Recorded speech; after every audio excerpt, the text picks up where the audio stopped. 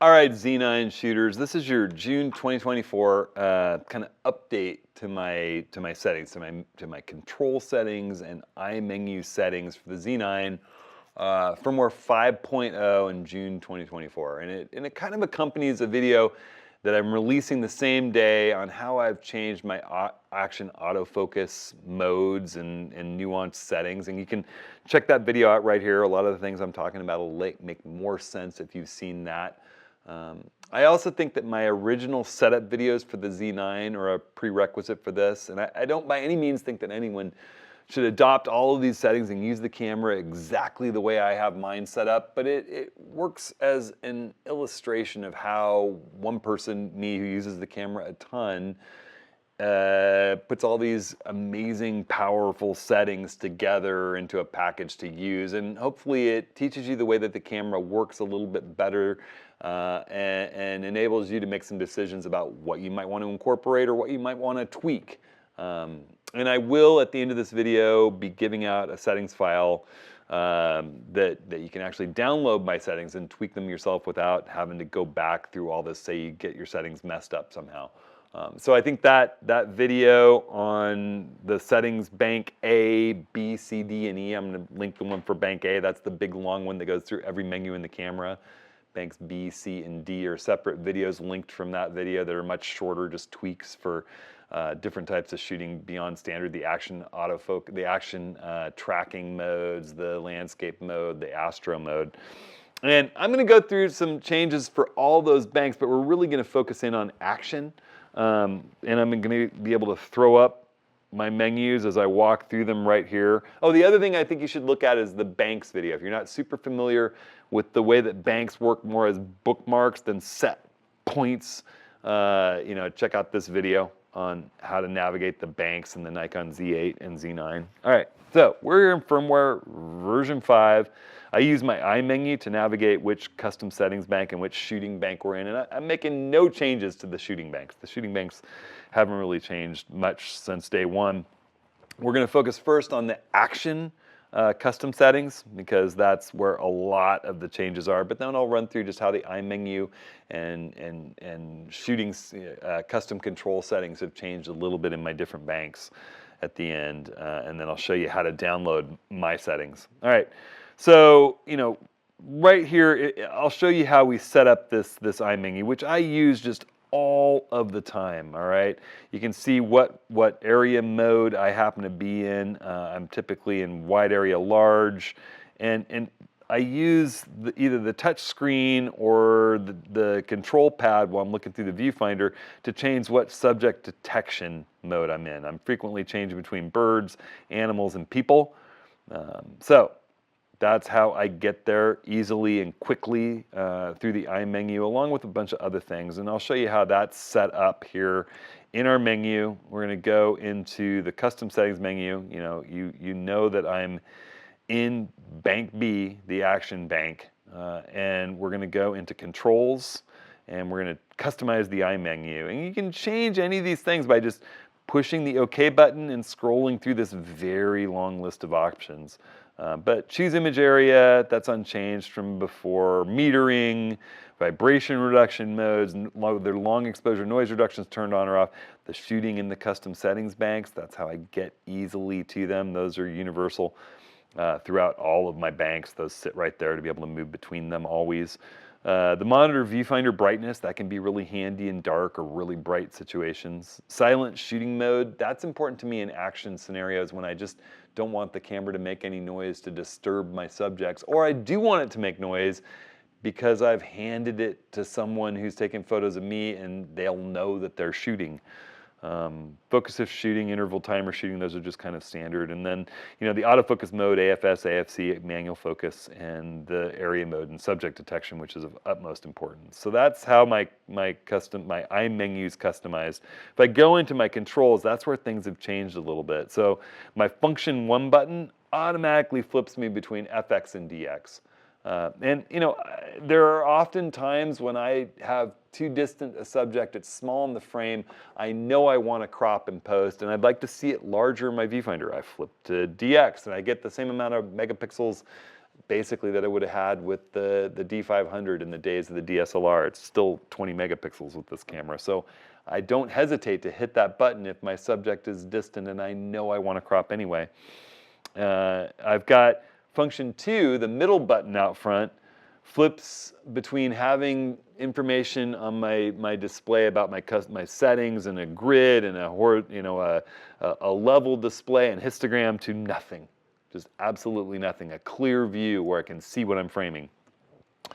Function 3 is recall shooting functions hold, and this is a way to turn off the auto subject detection when things get a little wonky, when the camera is getting false positives, when it's trying to focus on a leaf instead of your subject's eye.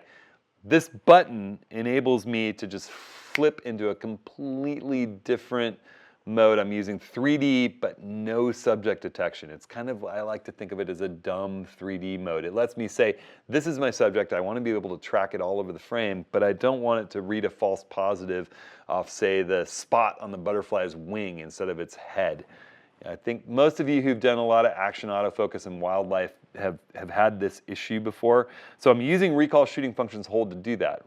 Recall shooting functions hold means that if I press that function 3 button, it locks these settings into place until I press it again and it goes back to the state it was in before I pressed that button. It's just a toggle, on, off, on, off.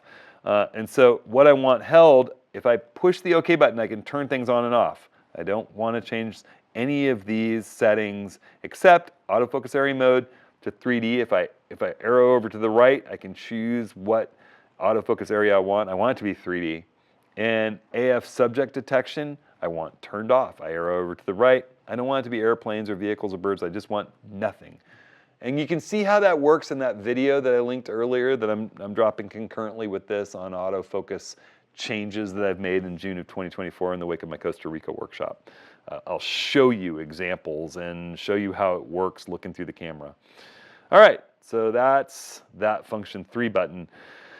I don't really change my vertical controls. They're all pretty much the same, but I have changed the focus mode button, which I always thought was kind of a useless button. I'd rather change those settings via the eye menu, as I showed you before. But now we have cycle AF area mode, and since we have it, I put it on that semi-useless button, and I can change between a few things that I might want, like single point autofocus or wide area small, wide area large. I actually don't really want single point autofocus. I don't know why that's checked. Wide area large, wide area small, and 3D and auto area. Those are the only things I'm really going to use in my auto, in my action tracking mode. So now when I press that button, it's just going to cycle between those and not the others. It's just a single press switches between all of those as my base mode. But for the vast majority of the time, I'm just going to use wide area small, wide area large. All right, so that's that button. Now function 4 still is the same. It takes me to the top of the My menu. Quick hit to the top of the My menu, which is a bunch of menu items that I want access to. AF on is still AF on in my primary mode. That's going to generally be wide area large, wide area small, or that 3D with no subject detection on it if I've used the recall shooting functions hold button. I have the center of the joystick program that if I press it, it resets the focus point to the center point in the frame. Now here's a major change. Display button. No longer is that switching the display that I see in the viewfinder or on the back LCD. Now that is AF on plus the area mode auto area autofocus. And this is great for birds in flight. Check out that video that I linked earlier on how my autofocus action modes have changed after Costa Rica.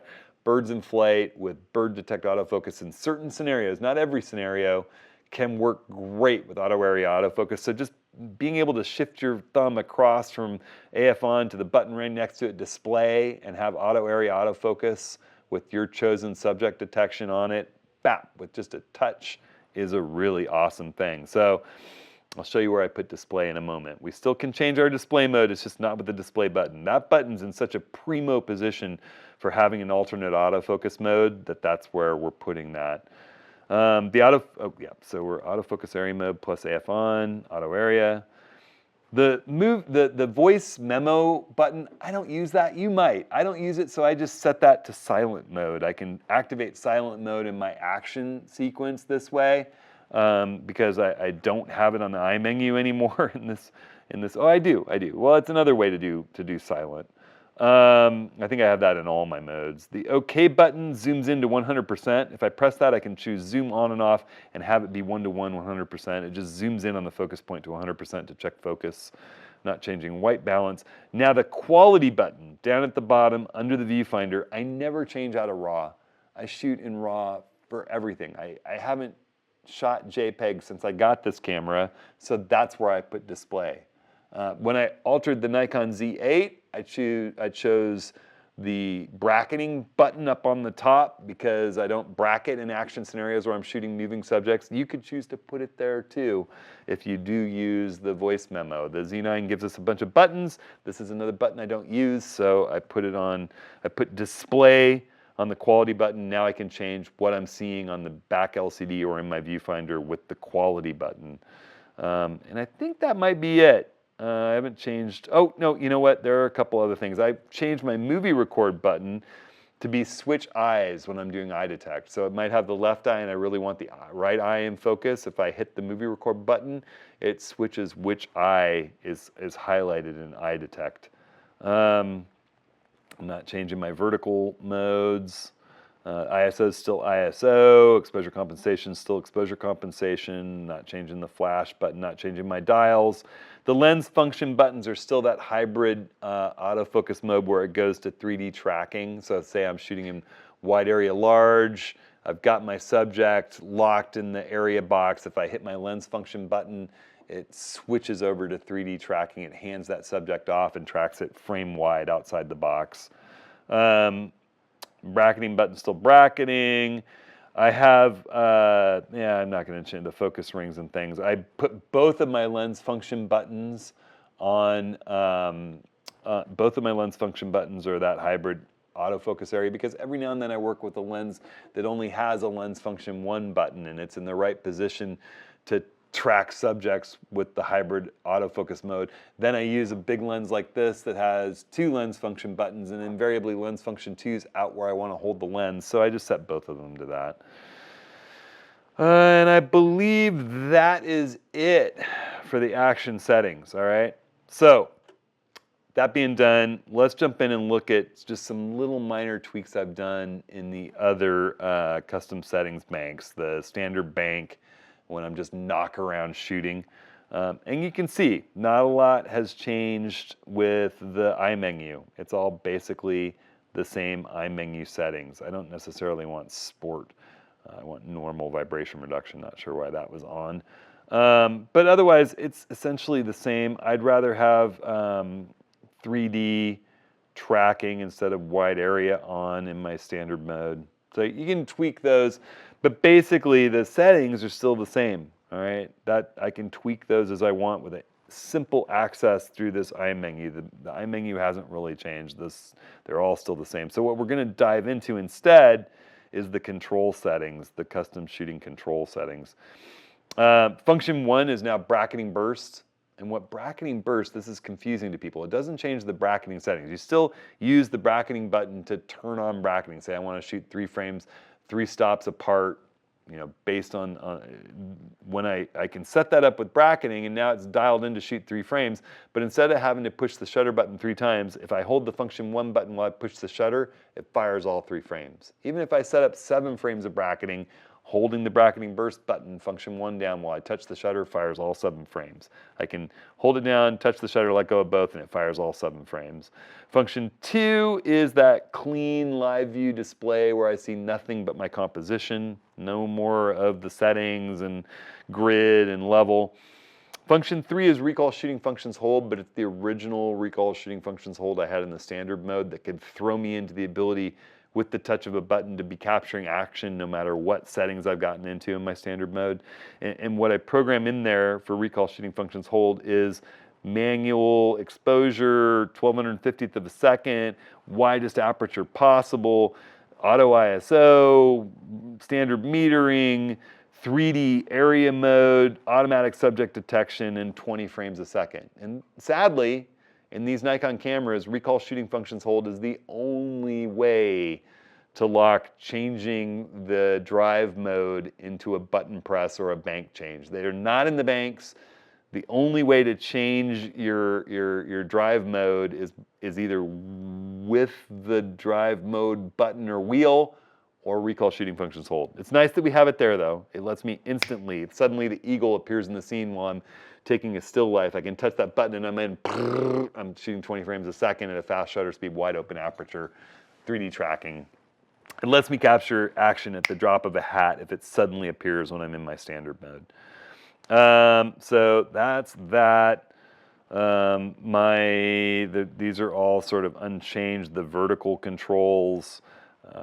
The cycle autofocus area, I still am using cycle autofocus area instead of the focus mode AF area mode, but I have different things that I want. I might want single point autofocus. I might want wide area, small or large, 3D tracking, auto area autofocus. So that single point autofocus is one that I might want in there in my standard mode. I've added that. Function 4 is still the top of the My menu, autofocus on. Nothing's really changed here, except that display is still display in my standard knockaround mode. I don't need auto area autofocus in my standard knockaround mode. I'm not shooting action.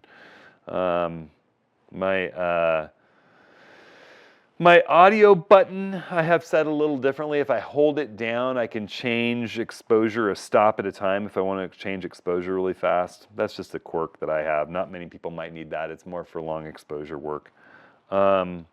The OK button still zooms to 100%. White balance is white balance. Quality is quality. You know, I don't need to do display on quality because I'm not changing the display button for my standard knockaround mode. I don't think anything else has significantly changed in here. The lens function button is still kind of a hybrid 3D tracking. It just makes sense to have that. I don't have any other major changes.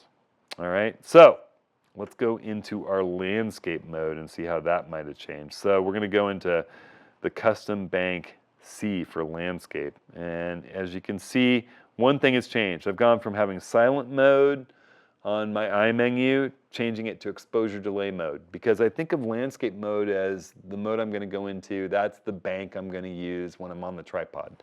I'm being deliberative. I'm being very careful. I'm not moving very fast. I'm making sure that everything's composed and exposed exactly how I want, locked down on the tripod. And I don't want camera shake for, you know, shorter, long exposures when I touch the shutter button. I'm probably shooting at a lower ISO, maybe a slower shutter speed. So having exposure delay set here, I can change the setting by touching it. And it essentially says right now in its base mode, I want it when I push the shutter to wait a half a second before it takes the image. So no, there's no shake involved. That's the only major setting change. I generally want pinpoint autofocus. Not sure why it's on 3D at the moment. Pinpoint autofocus and AFS. I've been messing around with settings a little bit. Should be pinpoint AFS in the landscape mode. So there you go. That's set. And then let's look at any changes in controls. I don't think there are a whole bunch of changes in shooting controls, but let's look through them. Bracketing burst still, just like in the standard mode. I have focus peaking on the center button, so that you can turn focus peaking on and off if I'm manually focusing and trying to see how focus at a certain aperture is moving through the landscape with peaking. I have that clear view, see nothing but my composition, no information on function button 3. I'm not doing anything with recall shooting functions hold in the landscape. The vertical controls haven't changed at all, sort of stock. On my cycle AF area mode, on my autofocus button, the only things I have active are pinpoint and single point autofocus. So a little bit bigger single point or that pinpoint that's super, super accurate. Occasionally you want to flip those two, so just pressing that button will do that for you. Top of the My menu, AF on's AF on, display is display. Nothing changing very much. That audio button Lets me, if I'm working with neutral density filters, I can hold down the audio button, and when I roll my exposure, the command and subcommand wheel, it'll change stops by a full stop. So if I throw a 10-stop filter on, I can just push the audio button and click it 10 times, and it drops 10 stops of exposure. It's just a handy thing. The OK button still zooms in, even more critical in the landscape for checking focus. White balance is white balance, quality is quality. Not a whole lot of changes here. That's basically it, all right? Bracketing is bracketing, all those things. Nothing's really changed. Okay, so let's jump out and let's have a look at Milky Way. That's the last of our major settings changes. Milky Way changes the eye menu a fair bit here. We still have exposure delay, the same setting that we had in landscape. That's different. Monitor viewfinder brightness, super critical when shooting in night photography scenarios, along with long exposure noise reduction being turned on or turned off. Generally, I'd probably start with that on. Vibration reduction, you can turn it off if you're concerned about the lens that you're working with maybe affecting sharpness. I haven't had that for a very long time with modern Nikon equipment. It knows what's on the tripod, so it can actually help in windy situations. And I have the pinpoint autofocus AFS, but I have warm display colors active here. And I have it turned off so that it just doesn't instantly throw it into a difficult to see red mode. If you're at night, you know, you turn this on, mode 1, everything's red, or mode 2, some things are red, some overlays are red, but others aren't. Mode 1 is what I tend to use more. It's like everything in the camera is red, doesn't blow your night vision, even reviewing your images in the wake of it. And you can adjust the display brightness. I usually set it about -2. All right, so those are some changes in the eye menu. Again, you would go into controls and customize eye menu to do that. In the custom control settings, there's a few things that are just minorly changed, nothing major. The function 1 button now locks focus. It can memorize a focus position. So let's say you have some spot in the landscape that's important to you for a night photo. You can lock that. Or you've got infinity focus by focusing accurately in pinpoint autofocus on a star or a bright planet. Well, now when you've done that, you can hold down function 1 for a couple of seconds, and you'll see a little indicator light up in the center of either the LCD or your viewfinder that says, has that little sign, focus lock, with the arrow. It says focus. It locks. Then function 2 can recall that. Let's say something gets bumped or changed or changed. You've got that locked into the camera's memory. It'll dial that lens right back to that accurate point. Function 3 is still turn off all the information so I can see my composition. There's no changes in the vertical shooting. The autofocus modes, just like in, oh, I haven't done that yet. I'll turn those off. All I want is single point and pinpoint. Pretty much all I want is pinpoint, but I'm going in, I'm hitting the OK button on all those and saying done.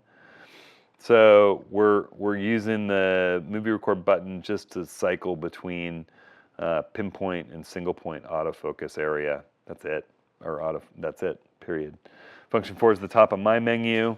AF on, still AF on. Reset centers the focus point. That's the center of the joystick. There's no real other changes whatsoever in here to go through. They're all just the same. So that's the major changes and shifts that I've done, given the firmware updates that we've had to this camera, taking advantage of those. You know, again, the biggest changes are those autofocus settings in the wake of shooting so much in Costa Rica with the newfound bird detect autofocus, and just some of the amazing advances that we've had over time with this camera. So I hope those help inform some of your decisions about how you might want to set up your camera. At least it gives you a window into how I'm thinking about it after firing God knows how many frames through this camera.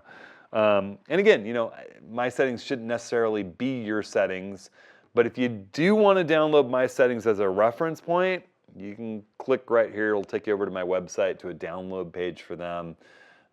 And, you know, set those aside, put them somewhere. It's always a nice backup.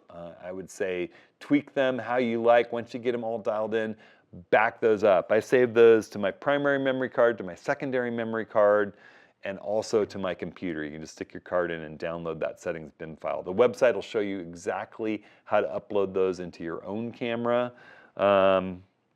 And that's essentially it, everyone. I thank you so much for watching. As we have more shifts and changes and camera bodies coming in, I'll be doing more of these setup videos. If you have comments or questions, you can always email me or hit me up in the comments here. I hope you're enjoying the heck out of this just amazing piece of equipment that we have. I know that I am. All right. Thanks, everybody.